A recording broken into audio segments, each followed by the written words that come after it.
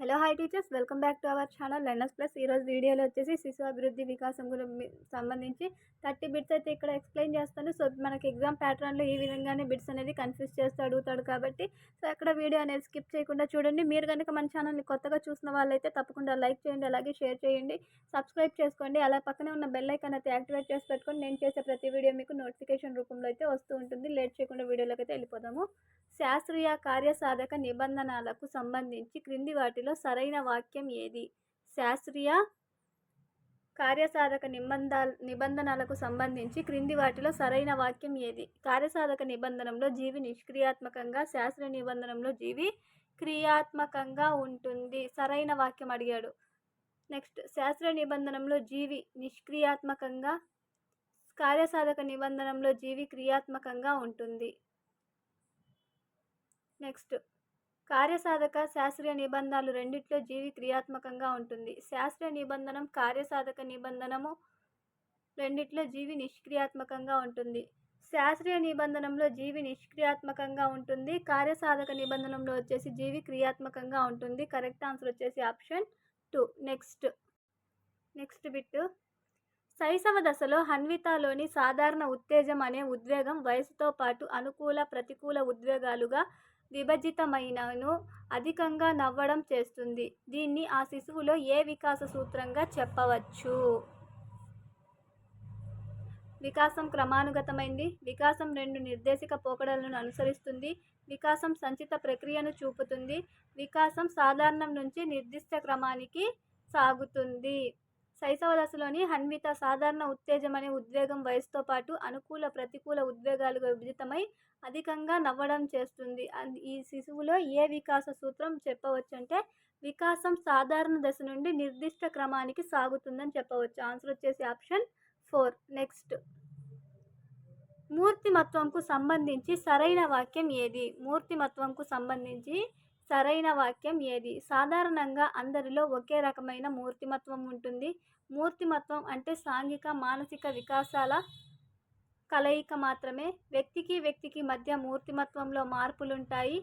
మూర్తిమత్వాన్ని ఖచ్చితంగా కొలవగలం. మూర్తిమత్వంకు సంబంధించి సరైన వాక్యం ఏది అన్నాడు. మూర్తిమత్వంకి సంబంధించి సరైన వాక్యం వచ్చేసి వ్యక్తికి మధ్య మూర్తిమత్వంలో మార్పులు అనేవి ఉంటాయి. సరైన వాక్యం ఇక్కడ వచ్చిన దాంట్లో ఆప్షన్ 3. నెక్స్ట్, ఆన్ మెమొరీ గ్రంథకర్త. ఆన్ మెమరీ గ్రంథకర్త వచ్చేసి ఎబ్బింగ్ హాస్. నెక్స్ట్, విద్యా హక్కు చట్టం ప్రకారం ఒక విద్యా సంవత్సరంలో ప్రాథమిక తరగతులకు కల్పించాల్సిన బోధనా గంటలు ఎన్ని? ఒక విద్యా సంవత్సరంలో అన్నాడు. విద్యా హక్కు చట్టం ప్రకారం ఒక విద్యా సంవత్సరంలో ప్రాథమిక పాఠశాలలకు కల్పించవలసిన బోధనా గంటలు ఎన్ని? 800 గంటలు, 800 అవర్స్. నెక్స్ట్, ఉపాధ్యాయుడు కల్పించిన ఒక గణిత సమస్యకు హాసిని ఒకే ఒక పరిష్కారాన్ని సూచించగా ఆదర్శ్ అనేక పరిష్కారాలు సూచించాడు. ఈ విద్యార్థుల్లో మనోవైజ్ఞానిక అంశాలు వరుసగా అభిరుచి వైఖరి, సహజ సామర్థ్యం, ప్రజ్ఞ, సృజనాత్మకత, వైఖరి, సహజ సామర్థ్యం. ఈ గణిత సమస్యకు హాసిని ఒకే ఒక పరిష్కారాన్ని సూచిస్తే ఆదర్శ్ మాత్రం అనేక పరిష్కారాలు సూచించాడు. అతను వరుసగా అనేసి ఇచ్చాడు. అక్కడ ప్రజ్ఞ మరియు సృజనాత్మకత 2. ఆన్సర్ వచ్చేసి ఆప్షన్ 3. నెక్స్ట్, జాతీయ పాఠ్య ప్రణాళిక చట్టం 2005 ప్రకారం గణిత విద్య యొక్క ముఖ్య లక్ష్యం ఏది? పిల్లల్లో తార్కిక ఆలోచనల సామర్థ్యాలను పెంచడం, పిల్లలందరిలో చతుర్విధ ప్రక్రియలు మాత్రమే కల్పించడం, వివిధ సమస్యలను తక్కువ సమయంలో సూత్రాలను ఉపయోగించి పూర్తి చేయడం, ప్రజ్ఞావంతుల్లో మాత్రమే ఆలోచన రేకెత్తించడం. జాతీయ పాఠ్య ప్రణాళిక చట్టం 2005 ప్రకారం గణిత విద్య ముఖ్య లక్ష్యం ఏది అంటే పిల్లల్లో తార్కిక ఆలోచన సామర్థ్యాలను పెంచడం. ఆన్సర్ వచ్చేసి ఆప్షన్ 1. నెక్స్ట్, పిల్లలు పుట్టుకతోనే భాషను నేర్చుకునే సామర్థ్యాన్ని కలిగి ఉంటారని పరికల్పన చేసిన మనోవైజ్ఞానిక శాస్త్రవేత్త ఎవరు? పిల్లలు పుట్టుకతోనే భాషను నేర్చుకుంటారు. భాష అనగానే మనకు గుర్తు రావాల్సింది ఆవారం నోమ్ చోమ్స్కీ. ఆన్సర్ వచ్చేసి ఆప్షన్ 3, నోమ్ చోమ్స్కీ. నెక్స్ట్, అభిరుచులు, వైఖరులకు సంబంధించి సరికాని వాక్యం ఏది? స్థిరంగా ఉండకుండా పరిస్థితికి అనుకూలంగా మారుతాయి. ఇవి ప్రతి వ్యక్తికి పుట్టుకతోనే కల్పించి ఉంటాయి.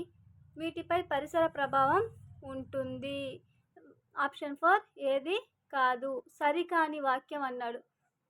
ఇవి ప్రతి వ్యక్తికి పుట్టుకతోనే కల్పించి ఉంటాయి అనేది సరికాదు. ఆన్సర్ వచ్చేసి ఆప్షన్ 2 సరికాని వాక్యం ఇవి ప్రతి వ్యక్తికి పుట్టుకతోనే కల్పించి ఉంటాయి అనేది సరికాదు. ఇది కరెక్ట్ ఆన్సర్ ఇక్కడ ఇచ్చిన సరికాని వాటిల్లో. నెక్స్ట్ సరే అభిరుచులకు వైఖరులకు సంబంధించి సరైనవి. స్థిరంగా ఉండకుండా పరిస్థితికి అనుకూలంగా మారుతూ ఉంటాయి. వీటిపై పరిసర ప్రభావం అనేది ఉంటుంది. నెక్స్ట్ అభ్యసనానికి సంబంధించి సరైన వాక్యం ఏది? అభ్యసనానికి సంబంధించి సరైన వాక్యం ఏది? అభ్యసన ఫలితం అనేది నిరంతరం ధనాత్మక స్వభావాన్ని చూపిస్తుంది. వ్యక్తికి సంక్రమించే శాశ్వత తాత్కాలిక ప్రవర్తన మార్పుల కలయిక. వ్యక్తికి పరిపక్వత ద్వారా సంక్రమించే మార్పు. ఏది కాదు. అభ్యసనానికి సంబంధించి సరైన వాక్యం ఏది అన్నాడు. ఇక్కడ ఇచ్చిన దాంట్లో అభ్యసన ఫలితం అనేది నిరంతరం ధనాత్మక స్వభావాన్ని చూపుతుంది. అభ్యసనం యొక్క ఫలితం ధనాత్మకము కావచ్చు, రుణాత్మకము కావచ్చు. అది రాంగ్. నెక్స్ట్ వ్యక్తికి సంక్రమించే శాశ్వత తాత్కాలిక ప్రవర్తన మార్పుల కలయిక కాదు. నెక్స్ట్ వ్యక్తికి పరిపక్వత ద్వారా సంక్రమించే మార్పు. వ్యక్తికి పరిపక్వత ద్వారా సంక్రమించే మార్పు కాదు. ఆన్సర్ వచ్చేసి ఏది కాదు. సరైన వాక్యం ఏది అంటే ఏది లేదు ఇందులో. నెక్స్ట్ ప్రజ్ఞకు సంబంధించి క్రింది వాటిలో సరికాని భావన ఏది? ప్రజ్ఞకు సంబంధించి క్రింది వాటిలో సరికాని భావన ఏది?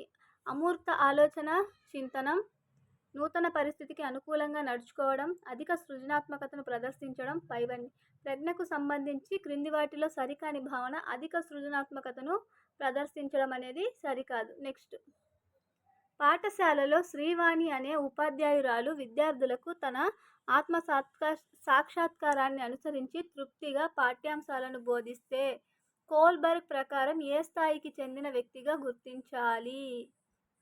ఉత్తర సాంప్రదాయ స్థాయికి చెందిన వ్యక్తిగా గుర్తించాలి. ఆన్సర్ వచ్చేసి ఆప్షన్ 3. నెక్స్ట్ సచిన్ టెండూల్కర్ క్రికెట్లో చూపే ప్రతిభ ఆసక్తిని చదువులో చూపలేకపోతున్నాడు. వైయక్తిక భేదాల పరంగా ఈ భావనను ఇలా పేర్కొంటారు. వ్యక్త్యంతర్గత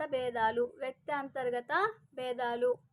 నెక్స్ట్ ఏ మంత్రణా విధానంలో మంత్రణకుడు నిర్మాణాత్మకంగా క్రియాత్మకంగా ఉంటాడు? ఏ మంత్రణంలో మంత్రానకుడు నిర్మాణాత్మకంగా క్రియాత్మకంగా ఉంటాడు? నిర్దేశిక మంత్రణం. నెక్స్ట్ తినగ వేము తీయనండు అనే వాక్యంలో థార్న్డైక్ నియమాల్లో దేన్ని అనుసరిస్తున్నట్లు భావించవచ్చు? తినగ వేము తీయనుండు అనే వాక్యంలో థార్న్డైక్ నియమాల్లో దేన్ని అనుసరిస్తున్నట్లయితే అభ్యాస నియమాన్ని అనుసరిస్తూ ఉండవచ్చు. నెక్స్ట్ తెలుగు బాగా చదివే వ్యక్తి కన్నడ భాషను చదవగలుగుతుంటే అతడిలో అభ్యసన బదలాయింపు ఏది? తెలుగు చదివే వ్యక్తి కన్నడను కూడా బాగా చదువుతున్నాడు అంటే అతనిలో ఉన్న అభ్యసన బదలాయింపు అనుకూల బదలాయింపు. Answer option 3. నెక్స్ట్ ఒక విద్యార్థి తరగతి గదిలో వారందరికంటే అధిక ధారణ కలిగి ఉన్నాడు.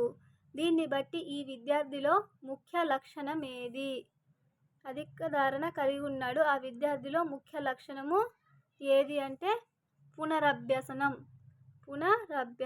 Answer option 3. నెక్స్ట్ వ్యక్తిలోని ఉద్వేగాలపై నేరుగా ప్రభావం చూపే గ్రంథి. అధివృక్క గ్రంథి. నెక్స్ట్ ఉపాధ్యాయుడికి విద్యార్థి పలక బలపం, నోట్బుక్, పెన్ను లాంటి భావనలు ఒకదాని వెంట మరొకటి గుర్తు రావడం అనేది థార్న్డైక్ ఏ నియమాన్ని సూచిస్తుంది? సామీప్యత నియమాన్ని సూచిస్తుంది. థార్న్డైక్ యొక్క సామీప్యత నియమాన్ని సూచిస్తుంది. నెక్స్ట్ ఒక విషయాన్ని పదే పదే చదవడం లాంటి అతి అభ్యసనం దేనికి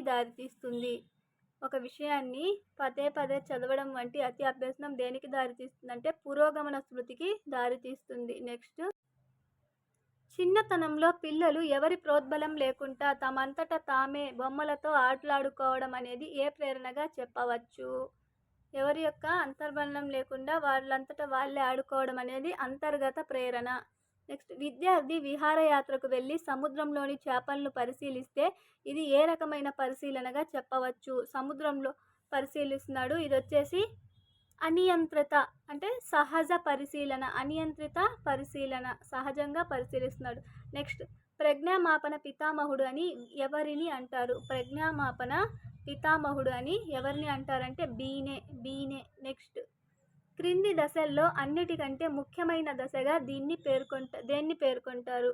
క్రింది దశల్లో అన్నిటికంటే ముఖ్యమైన దశగా దేన్ని పేర్కొంటారంటే కౌమార దశ. నెక్స్ట్, పాఠశాలలో ఒక పిసినారి విద్యార్థిని తోటి విద్యార్థులు పిసినారిగా సంబోధిస్తే ఆ విద్యార్థి కాదు అని గట్టిగా విభేదిస్తే ఆ విద్యార్థి ఉపయోగించుకున్న రక్షక తంత్రం ఏది? అతను ఉపయోగించుకున్న రక్షక తంత్రం సానుభూతి. నెక్స్ట్, ఒక వ్యక్తికి తనకిష్టమైన 2 ఉద్యోగాలు ఒకేసారి వస్తే ఎందులో చేరాలో నిర్ణయించుకోలేక ఇబ్బంది పడడం అనేది ఏ రకమైన సంఘర్షణ?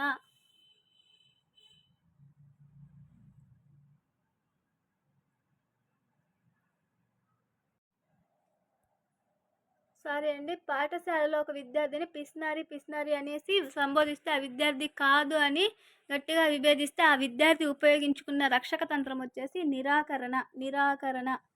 నెక్స్ట్, ఒక వ్యక్తికి తనకిష్టమైన 2 ఉద్యోగాలు ఒకేసారి వచ్చినప్పుడు అతను ఎదుర్కొంటున్న సంఘర్షణ వచ్చేసి ఉపగమ సంఘర్షణ. 2 తనకిష్టమైనవే. సో అక్కడ ఎదుర్కొంటున్న సంఘర్షణ ఉపగమ సంఘర్షణ. నెక్స్ట్, పియాజే ప్రకారం శిశువు ఏదైనా కొత్త అనుభవాన్ని పొందినప్పుడు అతడు అంతకు ముందు పొందిన అనుభవాలతో పోల్చి చూసుకోవడం అనే భావనను ఏమంటారు?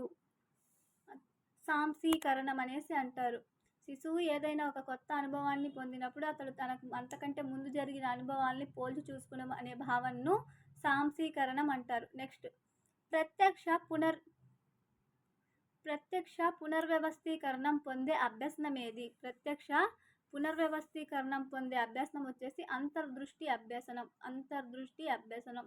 నెక్స్ట్, కార్యక్రమయుత అభ్యసనానికి సంబంధించి సరికానిది ఏది? కార్యక్రమయుత అభ్యసనానికి సంబంధించి ఇక్కడ ఇచ్చిన దాంట్లో సరికానిది వచ్చేసి విద్యార్థి నిష్క్రియాత్మకంగా కార్యసాధక నిబంధనంలో విద్యార్థి క్రియాత్మకంగా ఉంటాడు. కార్యక్రమయుత అభ్యసనంలో విద్యార్థి క్రియాత్మకంగా ఉంటాడు.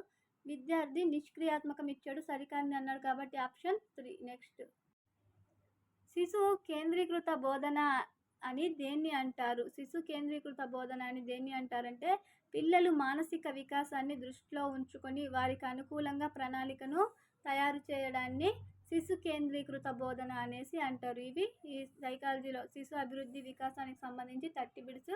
నెక్స్ట్ క్లాస్లో నెక్స్ట్ వీడియోలో ఇంకో 30 బిట్స్ అయితే ఎక్స్ప్లెయిన్ చేస్తాను వేరే టాపిక్ గురించి. సో వీడియో మీకు యూస్ఫుల్ అనిపిస్తే తప్పకుండా సబ్స్క్రైబ్ చేసుకొని అలాగే లైక్ చేసి మీ ఫ్రెండ్స్కి షేర్ చేయండి. Thank you for watching.